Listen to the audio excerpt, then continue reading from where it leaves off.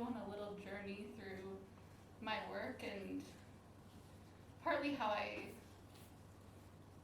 started to be interested in the way that I make work now, which I think started with this picture.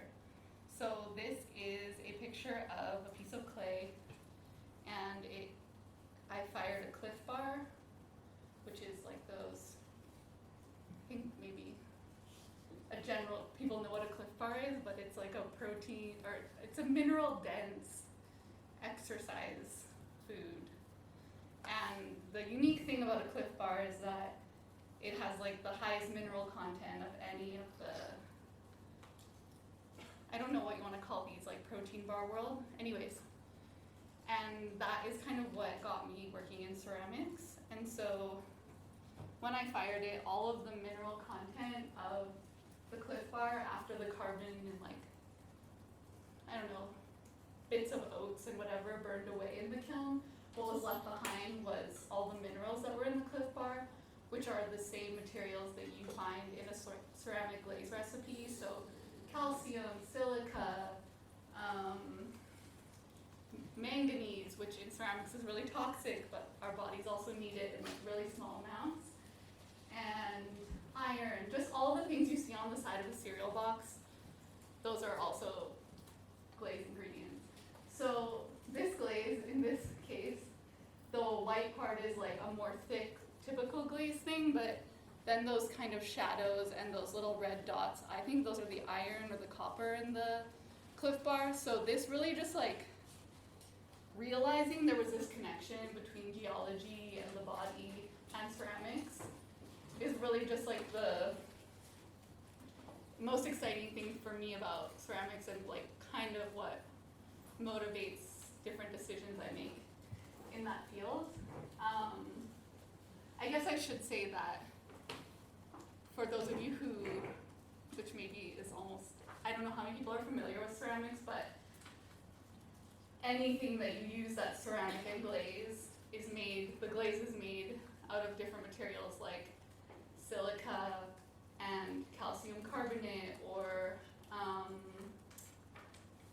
magnesium, or like those are all, there's containers and they're full of powders. I should have shown a picture of that, but in any case, it's just all of these different geological materials ground into powders and then mixed in different ratios to achieve different glaze results.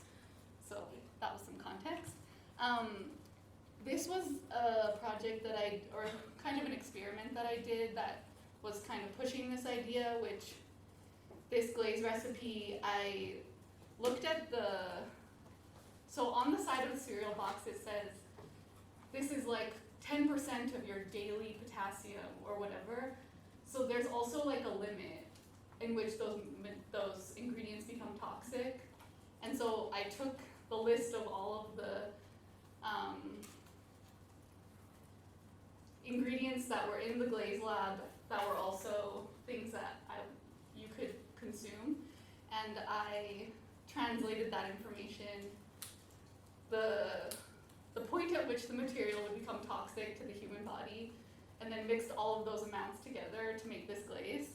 And so all of that kind of like foamy green color is just coming from this glaze. It couldn't have worked better that somehow it also looks toxic as a glaze recipe and not just literally toxic as an amount, if that makes sense. Anyways, so those were kind of the first things I did when I had this opportunity while studying at Concordia to be in a ceramic class that was studying materiality, and the rest was history. Now I'm totally sucked in, and so now you'll see the ramifications of that.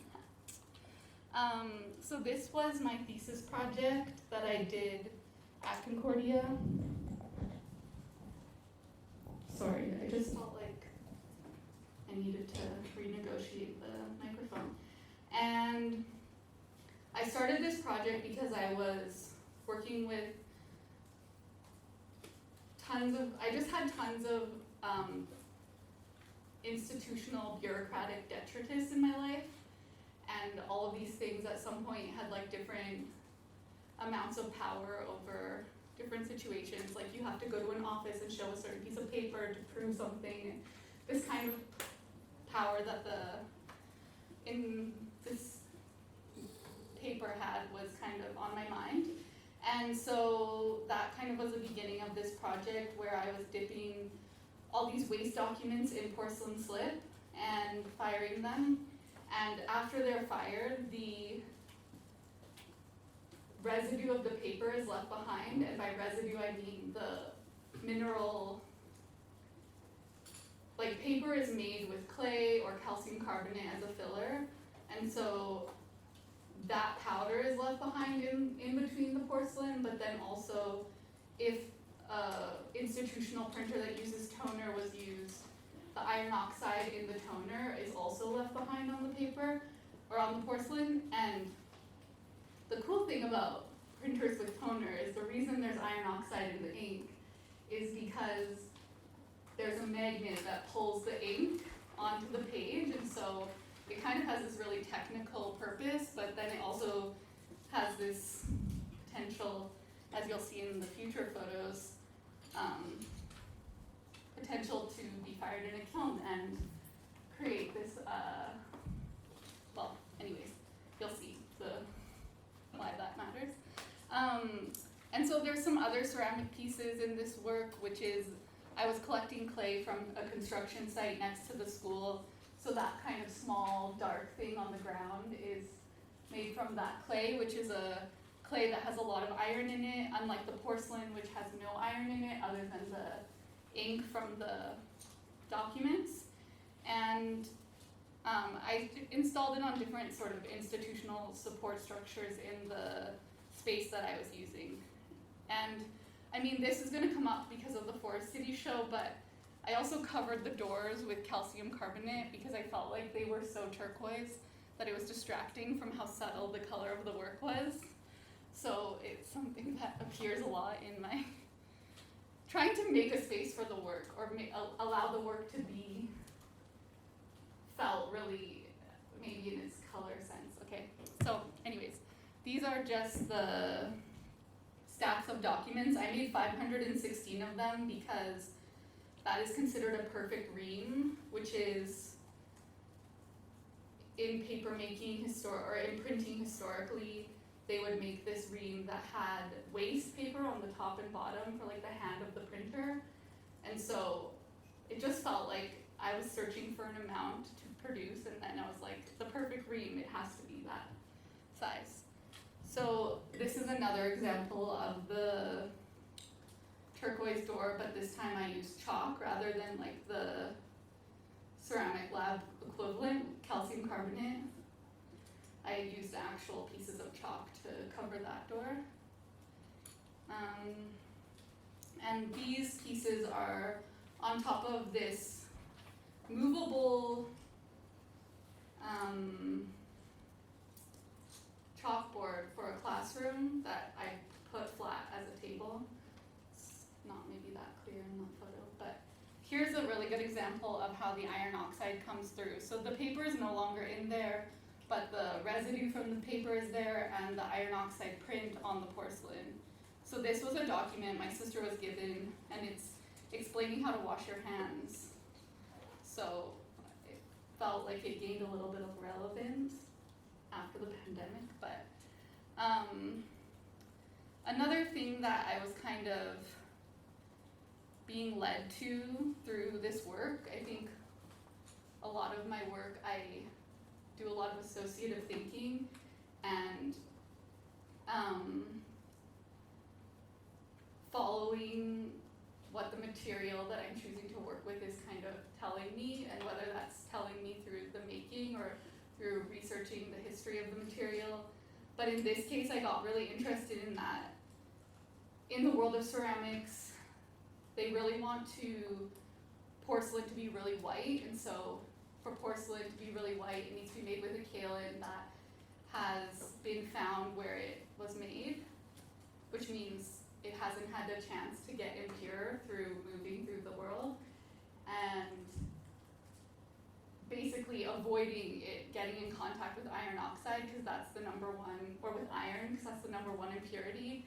And so I found it like interesting that inevitably clay will probably meet iron, but in this case it hadn't yet, and then they had met via this process of firing the paper in the porcelain. I don't know if that, just like the meeting, when the materials are gonna meet, they're meeting in my work, but they also meet like through erosion naturally in the world. And so kind of thinking about these different scales of things, or yeah, which I think also the construction site clay was so dark because it had so much iron in it. So I guess I'm like interested in how material disperses through the world, and so discovering these moments or imposing these moments or just exploring that is exciting for me as a maker. These are just more of those papers on that thing, and sorry, it's a ceiling vent. I went really fast through that photo, but so I then re-showed this work another time, and a lot of times like my work will sort of change because new things have arrived or I've discovered new things. And so I, for like several years, was obsessed with the Financial Times newspaper, which is known or identifiable because it's printed on pink newsprint. And I learned that the reason that the newsprint originally was pink was because the clay, the China clay, which is kaolin, but in the UK they call it China clay because they associate the white clay with, like, Korea and China were the first people to discover porcelain, and so they have that name for it. In North America we call it kaolin, but the clay that they were using to make the paper, because paper is made with clay as a filler, had iron in it, so the paper was pink. So it was just kind of like, I got, long story, I had this end roll of the Financial Times, so what they couldn't use because they'd been printing, and then at the end of the roll they are left with all this waste. I had gotten it in a unique way via Instagram by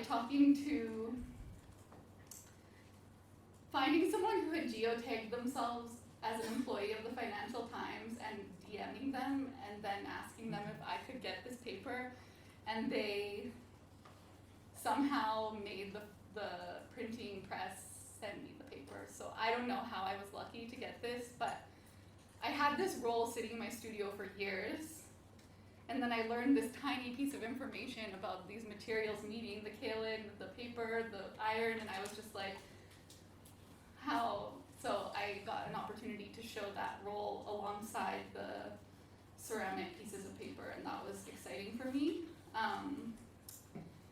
And I titled this work differently for this show because it felt a little bit different, but I don't know. And then is that okay that one went off? Oh, there we go. Okay. I also had these like small spitballs throughout the gallery made with the Financial Times newspaper because I felt like a spitball is kind of like a form of paper making and also a form of like institutional like disagreement. So I put those in the space. So I wanted to show those. That little thing on the wall is one of those spitballs. Okay, so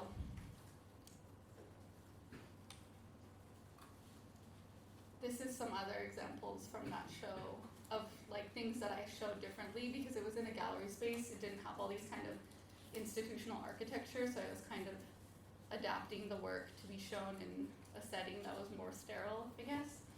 And this is actually a takeout plastic bag, but it is made of a very special plastic that I've never encountered before. And that's a little leak of rust on the floor. There's a lot of shards from this work because the papers easily break, so the shards just kind of then end up being shown in new ways. This is kind of like a small garbage can full of shards and then another plastic bag.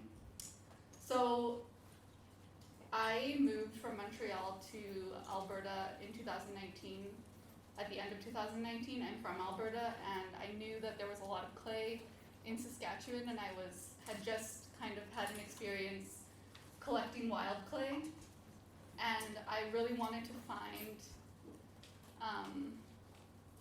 really refractory clay, which means that it can be fired to a high temperature. And most clays that you find that are like a red clay or a clay in a riverbank, that's going to be like an earthenware that fires to a really low temperature. But the things that I wanted to experiment with, I felt that I needed these high temperature clays. So I went to Saskatchewan looking for clay. This is one site that I just thought it was a good photo with like an IKEA bag.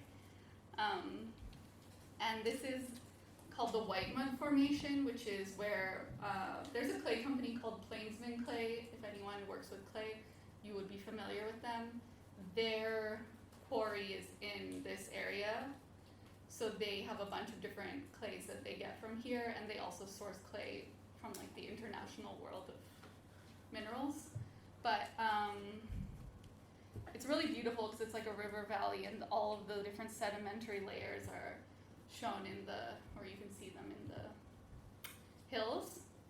This is me collecting clay at my favorite clay spot, and I'll later show you why it's my favorite.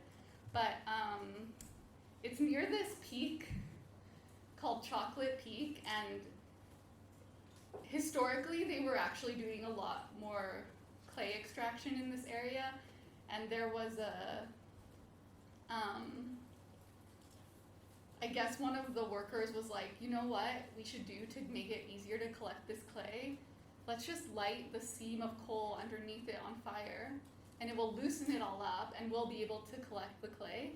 But instead, because the seams are like strata, the coal seam went on fire, and it stayed on fire for years, and then turned the whole peak brown.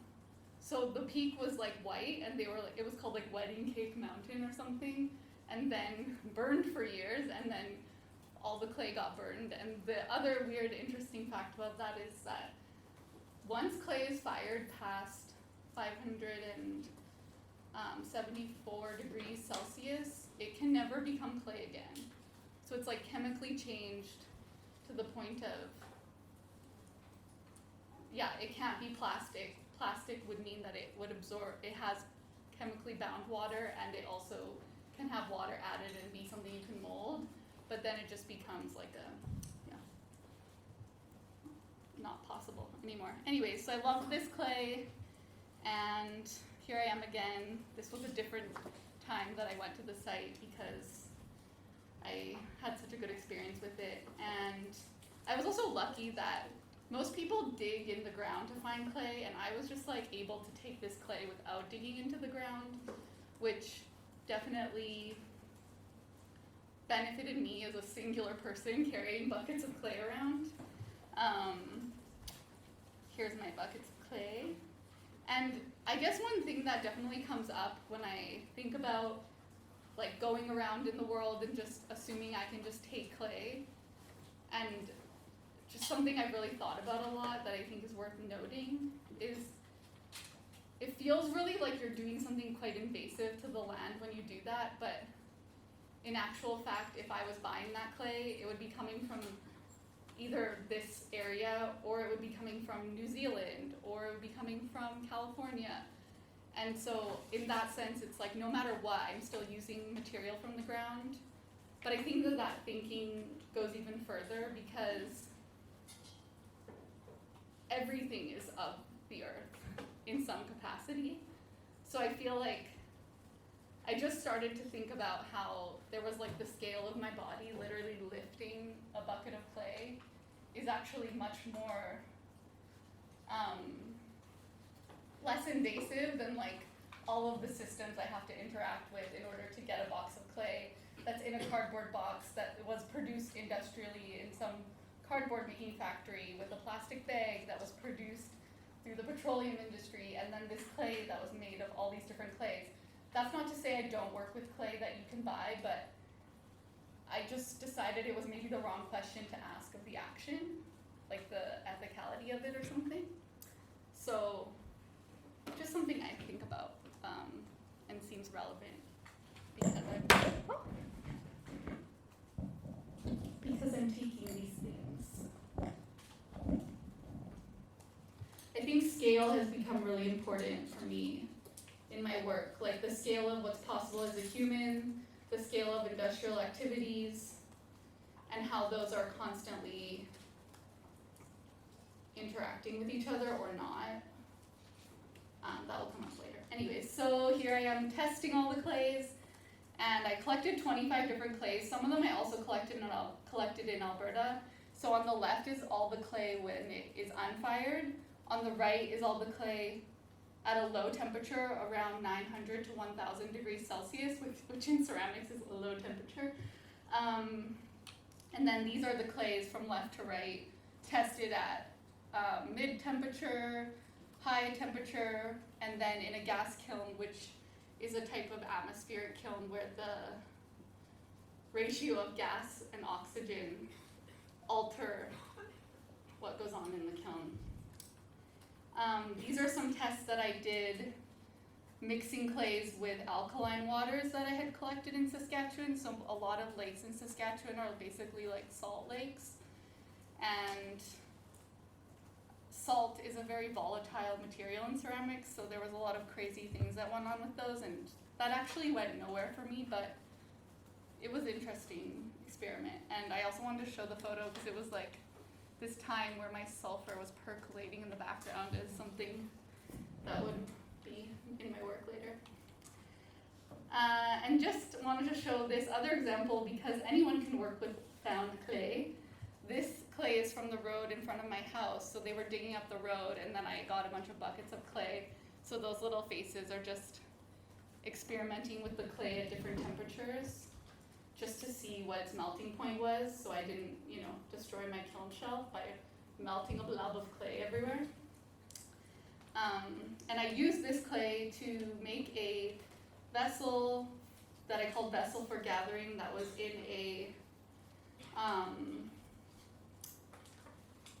it was in this care package for a conference, an artist-run center conference, and the conference actually didn't end up happening, but everyone still got a care package, so I made these small cups, and I made a glaze using the clay. So I added a flux, like a material that makes the clay melt, to the clay, and so I was able to have a cup that was glazed with itself, which I thought was cool.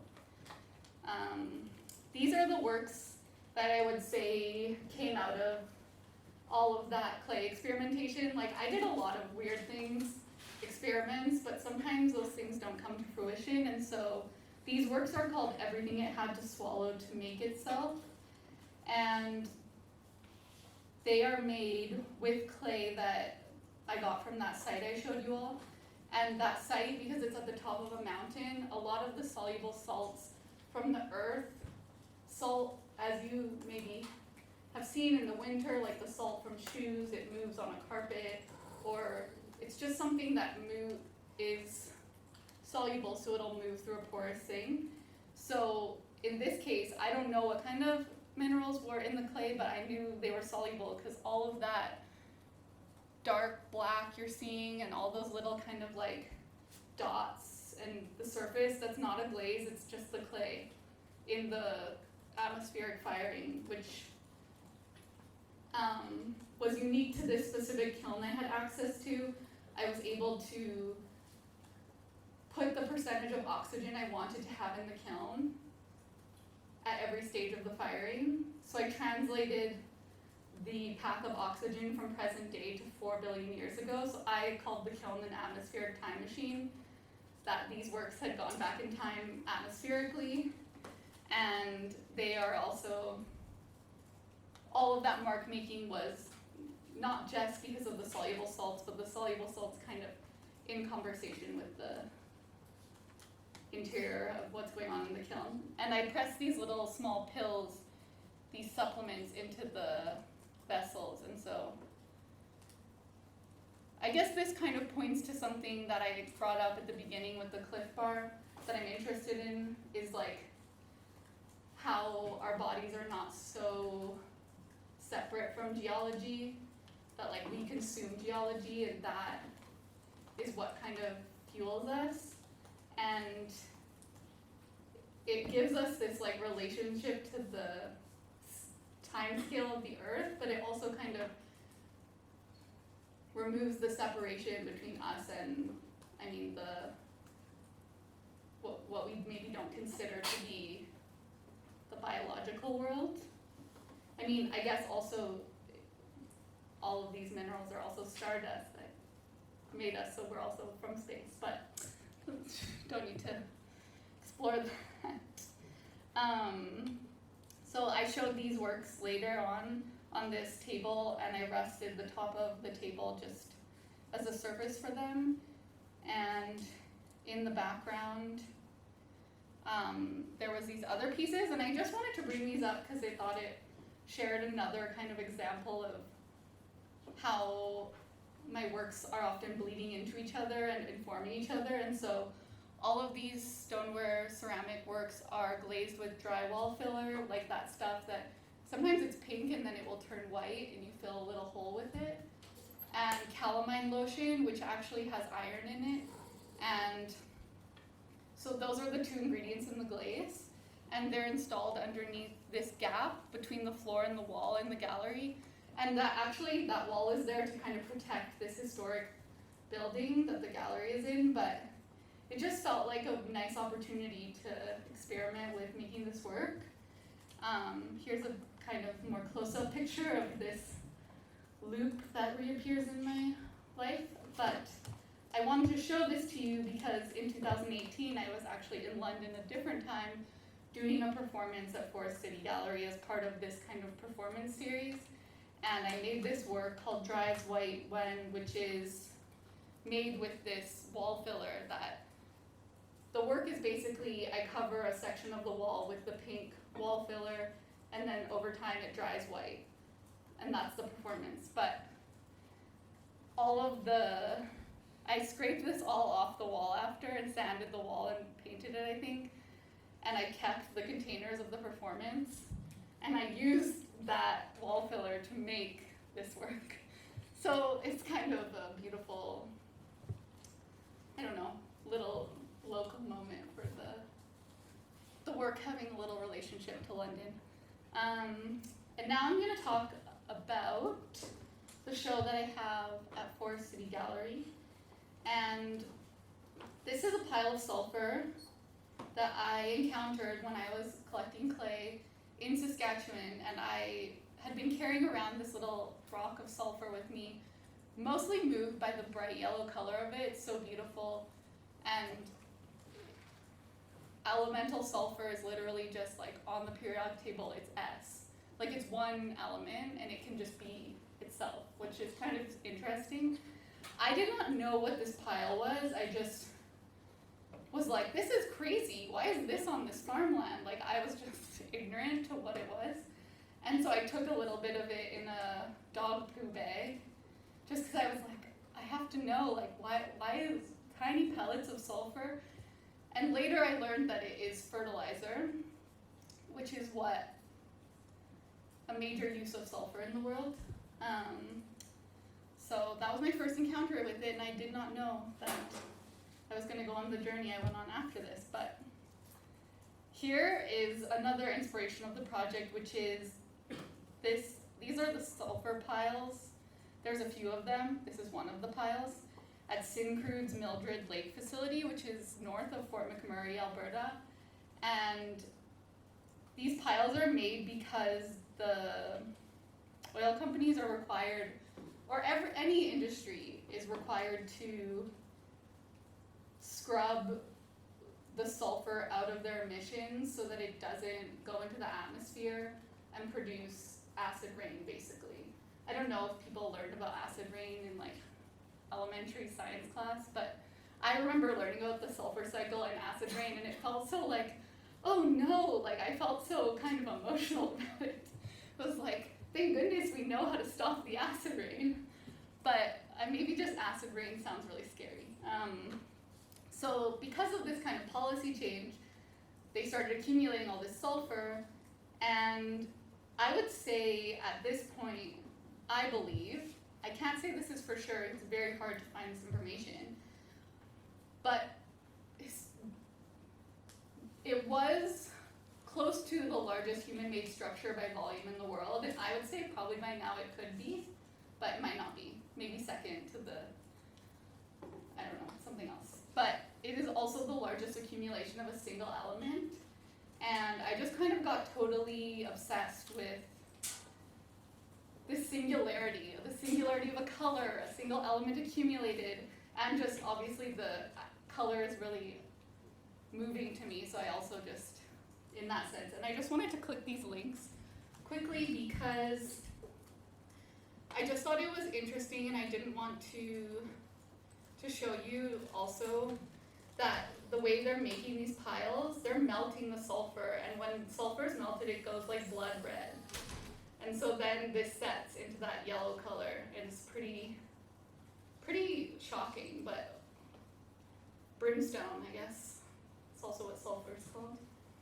These are photos taken from drones, because it's really hard to get access to Fort McMurray to look at things, which I'm trying to do. Yeah, so those are just some drone photos. Oh, now I have to, oh, there we go. So now we have some onions. So I started this project, I'm thinking about sulfur, and as I'm thinking about sulfur, I learned that the reason that you cry when you're cutting an onion is because the sulfenic acid in the onion is like triggering like a sensitive response in your eyes, which I feel like for me makes me think of the acid rain thing, like this, like that we're kind of vulnerable to this material. But it also started to form for me this kind of everydayness of cutting an onion and like the ubiquitous onion, like what cuisine is associated with onions? They're so in everything. So it kind of started to feel like this like everyday moment for like grieving climate change, or like grieving these things. Like we constantly think about all these other things in the world, not just climate change, and we're kind of put in a position where we're constantly grieving every day, and it kind of felt a bit like this grief that's not the same as like the extreme grief of like a loved one dying. It's like this existential grief that's also very everyday. So I started to just kind of hone in on the sulfur and the onions and working with them together. And this led me to make a mold of every layer of an onion as just like a starting point. So I made 13 molds. I would take a layer of the onion off, and then I would make another mold all the way to the center. And plaster that you make molds with is also calcium sulfate, so it was a little like keeping in the material methodology or something. And then this is the onion that all the different layers. At this point, that's as far as I've gone with that, because it's really hard to show this like as a series. So I don't know. I made it, something might happen with it, but I wanted to show it. This is I decided to kind of try to shift into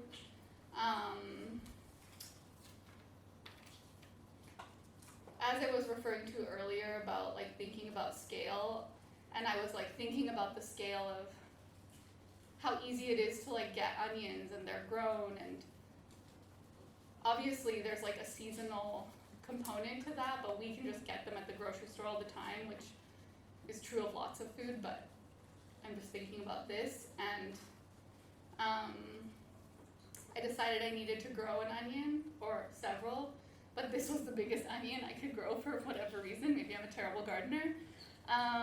But still something about like actually thinking about the time scale of that. It might be a short time scale, just one summer of growing something, but it felt kind of relevant to contrast this other kind of time scale of like industry and commodities being available and forcing that kind of slowness into the work, or like a maturation of the onion kind of pacing with time. And these are paper towel rolls that I have dyed with onion skins. If anyone wants to dye with onion skins, we are doing a workshop on Saturday, and you can sign up for that. And it was like something on hand to dye a paper towel in the dye I was making. But then for me, the paper towels started to become like onions with all of their layers. So I kind of see them as onions, and I also see them as this kind of commodity that has its own complicated history of like how we make things from virgin pulp and whatever. So I guess I wanted people to think of the textile-ness of the paper towel, like it's actually a made paper that has like all this technology behind making it, and by dyeing it I feel like it shifts what it is. Like it's no longer this kind of like disposable thing, but it's like, I don't know, dyeing something seems like like it could give a reverence to it, or I don't know. These are just a different photo of those tests I was doing in the studio, and I'm just showing a lot of different photos because I thought these looked a bit more like onions. And this one for me really looks the most like an onion. I didn't have to go so fast through those, but I'm trying to be conscientious the time. When I was doing all these experiments with the paper towel, I was at the Banff Centre, which is an artist residency in Banff, in Alberta. And I got the opportunity to actually make paper, which was exciting for me, as I apparently am obsessed with it, because all of my work is constantly using it. But that's only something you realize later when you make a presentation. But it was really fun to learn the actual process of using the industrial machines to make the paper pulp, and then I dyed the pulp with the onion skin dye. Onion skin dye is if you ever want to experiment with natural dyeing, it's a really good choice because it's like for the noob. It's like there's tannins in the onion skins that act as a mordant, which is what you would normally have to add to a dye. So you just have to boil the skins and then you've got a dye. It's as simple as it could possibly be. I think it's even actually easier than using a synthetic dye because that actually has directions. So these are just a work I made for a small show we had during the residency, and those are, every day we had to go to this eating hall and we would swipe our card and get a receipt for eating our meal, and it was just like so absurd to me. And so I dyed all the receipts with the onion skin dye, which I actually really loved, but it felt like a work that only got to exist there. I mean, I still have it. It could exist somewhere else, but. And then I made these takeaways for a publication called Some, which is produced by an artist named Brendan Kelly. I'm going to say artist in Toronto. And it was like a newspaper full of artist works, and I made a takeaway because the theme was takeaways or leftovers, so each newspaper or magazine or publication had a piece of paper towel in it that I had dyed. These are examples of works in progress that are probably going to be in the show at Forest City Gallery. Sorry. I'm laughing because my crate is currently it's in Etobicoke, so it's in a known location, but it may not arrive, but it may. So you may see these, and they are on some salt-fired, which, to explain what salt firing is, it's exactly as it sounds. It's another form of atmospheric firing in a gas kiln or a wood kiln. And you basically add burritos of salt, like a piece of newsprint, you put table salt in it, and when the kiln's really hot, you put these burritos into the kiln, and the salt vaporizes and glazes everything in the kiln. So it's a pretty fun, interesting process. And this is another piece that is actually a dispenser for paper towels, also salt-fired. So hopefully that will also be in the show.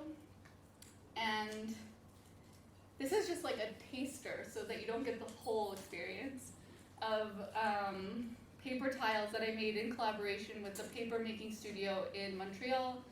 And they made 245 18 by 18 inch paper tiles that are handmade and dyed them with onion skins that I mailed to them from Calgary. So we are installing those on the floor of the gallery that you'll be able to walk on them, hopefully not with wet shoes. And every single one looks different. It's really magical to see them in person. I only saw them for the first time 3 days ago, and I'm still like enamored. So there's so many fun little details to discover. This is a hand-bent steel loop that will also be in the show. And I'm not gonna explain how I made it. It's steel. I just learned how to bend steel with my hands, and I thought that was really cool. So this is kind of how it hopefully will be shown in the show if it shows up. I'm calling this piece strange loop, and a strange loop is a term invented by this theorist called Douglas Hofstadter, and I'm just interested in his descriptions of this loop because it means like in a hierarchical system that you'll make your way back to the place you started, and I feel like that kind of happened for me with this work because I started with the sulfur piles in northern Alberta, or actually I started with the pile of sulfur on someone's land in Saskatchewan, but then I went through this whole journey with these onions, and then I learned later that say the fertilizer that is being made as a waste product in Fort McMurray or other natural gas plants in Alberta or BC is being shipped around the world as a fertilizer. So it felt like the loop made itself all the way back to the beginning with back where I started. Anyways, so that's elemental sulfur fertilizer in the center of that loop. This is a photograph. This is something new for me. I'm experimenting with photography with the assistance of a friend who really is a good photographer, and I really wanted to photograph the sulfur pile in Fort McMurray, but that has not been possible yet.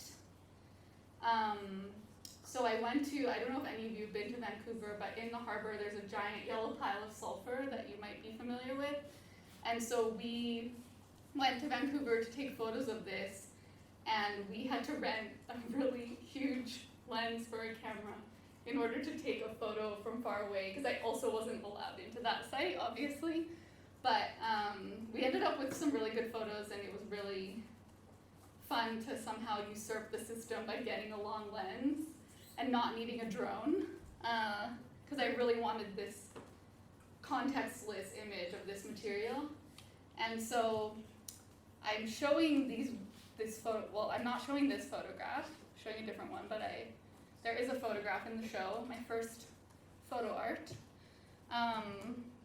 This is the frame I made for the work, and it felt like really exciting for me to include the vernacular of my material practice into this thing that was really new to me. So I learned about this way of working with sulfur called sulfur inlay, which was mostly used for a very brief time in Pennsylvania in like the 1800s.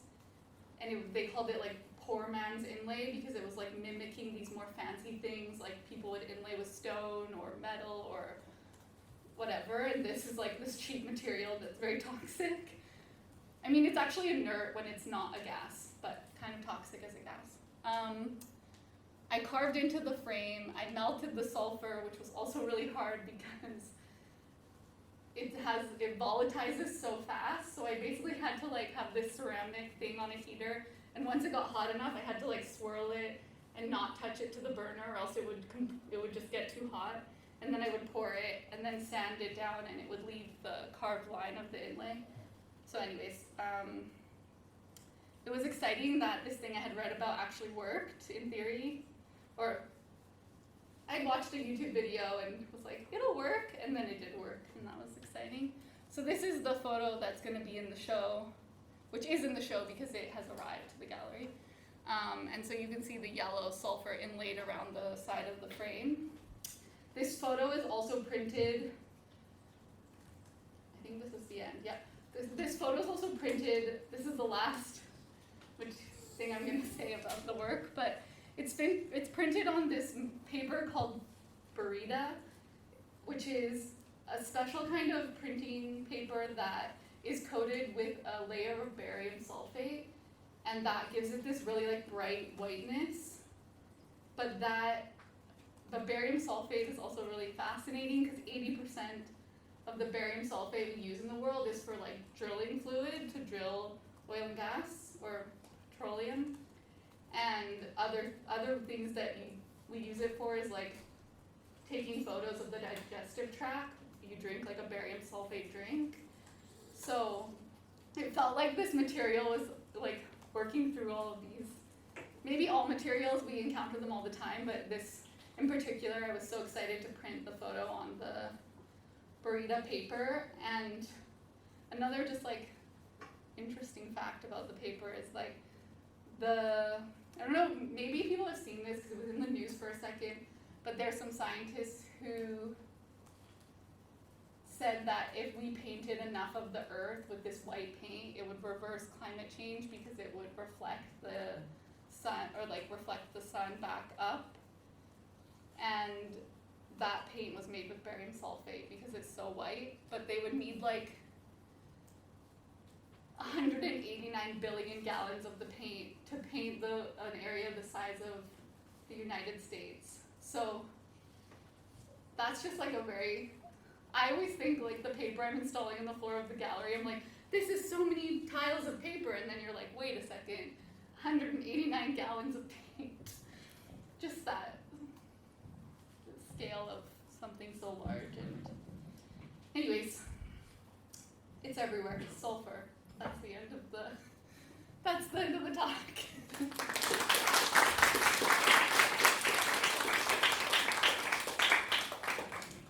Does anyone have any questions? I have a couple actually. First is a bit silly. Did you wear chartreuse on purpose? I thought it was cute. Nice. Because it is kind of the exact same thing. I know. I mean, I clearly also love this color. Yeah. Why would I have made this? But my actual question is, so I'm a ceramicist as well, and I've been recently really interested in finding wild clay, and I was really upset because there was wild clay in the construction center right outside the visual arts building, but I could not access it. Too dangerous, not allowed. So where do you recommend finding wild clay and going about like testing it? So obviously construction sites are great because someone's already done the digging for you, which is such a gift. But even like, I'm sure like on the riverbank, like even if you dug in, that was the first place I ever collected clay, was next to a river, because clay is usually like under a lake in some capacity or a river, because that's stopping the water from like, you know, it like almost is like a waterproofing of the ground. So I guess that would be a place to consider. Or just like places that are, wet. And do you clean your clay, or do you kind of like having it all the natural minerals inside of it? It depends. Definitely that construction site clay had a lot of material in it that was, I think, calcium based, because like you're not supposed to get plaster in your clay because it like adds this kind of, it can make the clay break apart, and that happened to some of the things I did with that clay. So like sieving it is definitely a good idea if you want it to be more of like not having weird stuff in it. And even just using like a mesh sieve really works, and then like drying it out on plaster. Or another thing that I once did was drying it out, because you know, you're like wanting to dry out a lot of it. I hung it in a tree in like a sheet. Pillowcase. Yeah. And so, well, you already can imagine that worked. But yeah, also, you know, you can try different construction sites. Like usually people are really nice, and you can be like, can I have some of that? Like if you have a bucket or something, I know then you have to carry the bucket, but I feel like it's definitely want to explore that, you know, there's probably safer ways to do it too.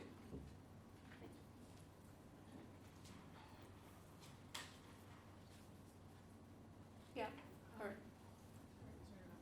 I have a question about, I know you are really interested in this color of like sulfur, and it's showing up in a lot of your pieces, as well as like the color of the like onion stains that you're using for a lot of like the like stains of paper towels and the floor and those paper floor tiles. Do you ever experiment with any other like colored glazes? I have. I love experimenting with firing things in the kiln that, oh, that was another thing about just put something under it Yeah. when you're firing it for testing so you don't get on the shelf. Okay, sorry. I mean, there is one stain I love, which is this color, but I don't really work with stains, but I do work with that one stain because I'm obsessed with the yellow color, but I tend to prefer coloring glaze with materials that are like having a name, like manganese, versus like a stain that might have a similar thing. And I don't know why, I'm not like some sort of knowledgeable purist. I just like knowing what it is, and the stain is like encapsulated, so it's like a secret. It's like an industry secret.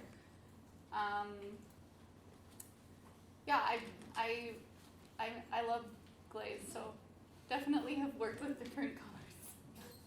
Do you like to mix certain colors? Like you said, like sulfur obviously has this like really like pungent is not the word, but it's like this yellow color, and then like iron colors are probably like red and orange. You totally correct me if I'm wrong, but like mixing those, are they gonna create like cool oranges, or is there The crazy thing about ceramics is that it's endless testing.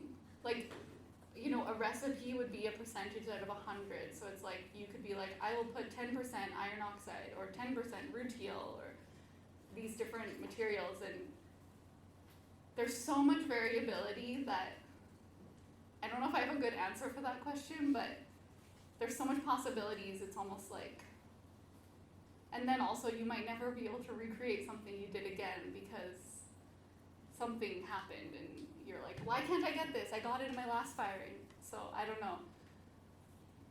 There isn't specific things I can think of that I like mixing, but I like the chemistry and the experimentation a lot. Yeah.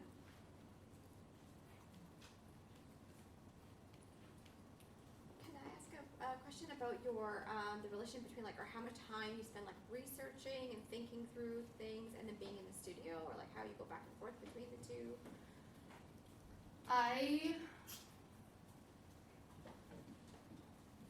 I'm definitely someone who's all making a lot, and I'm trying to actually be more intentional and make less, which maybe requires more reflecting, just because I want to be more like, I think when I was learning about ceramics from like 2017 to 2021 even, I was so wanting to learn, so like making made a lot of sense because I needed to make to learn.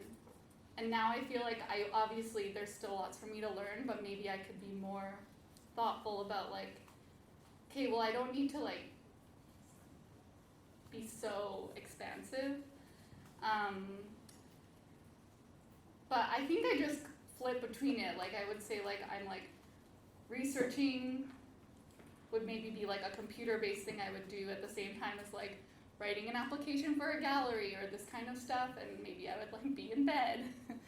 And then when I'm in the studio, I'm doing less research and more like making-based research, but I'm also like often following the cues.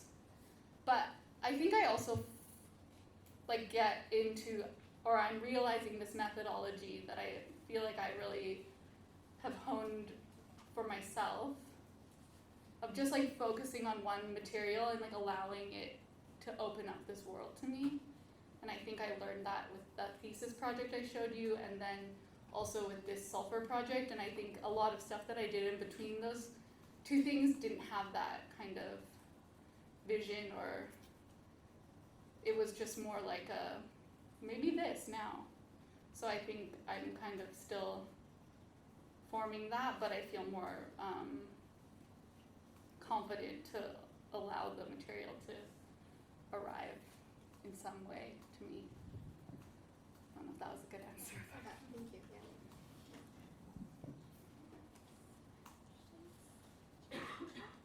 Yeah, or- What's your favorite space that you've exhibited in? I know you said that you like were covering certain like the really turquoise doors just so that they didn't like overshine the pieces in the space because they're more muted colors. Was there any space that you had a lot of fun working in? I know there was like the coils underneath the one wall in the one gallery.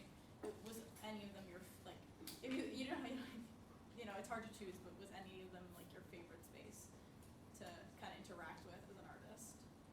I really did like that.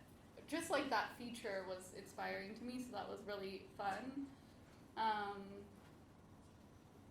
But it's also a fun challenge to like make the work in any space, and I guess I, for some reason, was like, I must cover the floor of this space here in London. But I think making a decision like that, or making the decision to like do something under the wall, it can also guide the work in a different way than a material does, and that can also be stressful, but it can also be exciting.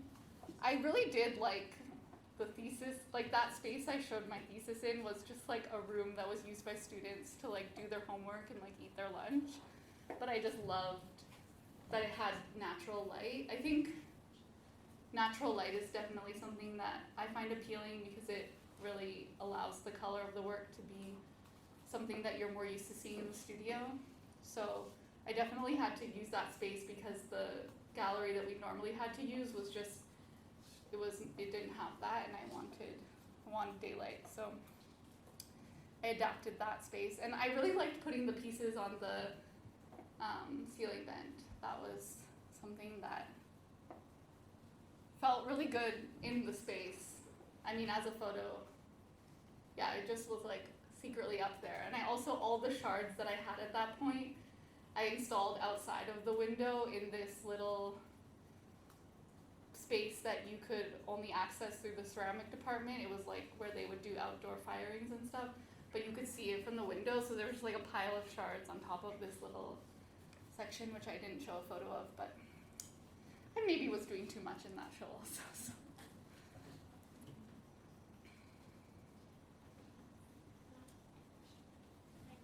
I was curious about your foraging practice. Sorry, voice. So I know you said it's like sort of beneficial and it's more sustainable in a way to carry it using your own energy. And I was curious about how you feel that it enhances your experience of making the work too. That not knowing that you went to the source, and also like how much you incorporate that into your practice. Is it like important, or do you also like buy a lot of your clay? I do think that it changes my relationship to making. It makes it more precious. Like, it's a long way. It's like Saskatchewan is close to me, but it's like 6 hours to get to the clay that I like, or maybe a bit longer. So it's not something that's so easy to do, and you know, I don't want to just be going there all the time and someone's like, actually, you can't be here. So I definitely am more careful, and I do think that maybe that would be true of anything that you've collected, that you're like more careful because there's like a scarcity, like, will I ever have more of this? But I don't have these like hard rules as well, because just like personally, I also just like recognize my embeddedness in all these complicated systems, so I don't like say I cannot use commercial clay, because I think in thinking about like capitalism and like commercial things or industrial things, you really just realize how embedded you are. And I think in my bio, this idea of like the shared material reality feels really important to me, maybe even especially with this work about the sulfur piles, because it's like we can have different opinions about oil and gas or the petroleum industry or like, I don't know, lots of things we can have different opinions about. But that doesn't like take away the material truth that that material is like a pile sitting somewhere. And so I almost like to be embedded in all of these systems in my time thinking about them, because I don't want to be like pointing at them, like pointing a finger. I'd rather be like in it and being like, we're in this. Like there's some sort of, we share in this, you know, and we're so polarized right now. Like I'm really excited to show this work in Grand Prairie next year, because it's so close to the sulfur piles, and like I'm like, I want to talk to people about these things, and I know that that's like a really political, it's not really it's political for them because they feel alienated, perhaps some people who work in oil and gas or whose families rely on it. It's like us versus them, but it's actually like, no, we're all part of, I don't know, we're all part of that, so I get it. Yeah, I give you a long answer, but I'm interested in not being we're inevitably polarized, but I feel like there's like material truth that can be something shared, is maybe what I want to say. All right, thank you so much. Thank you for listening.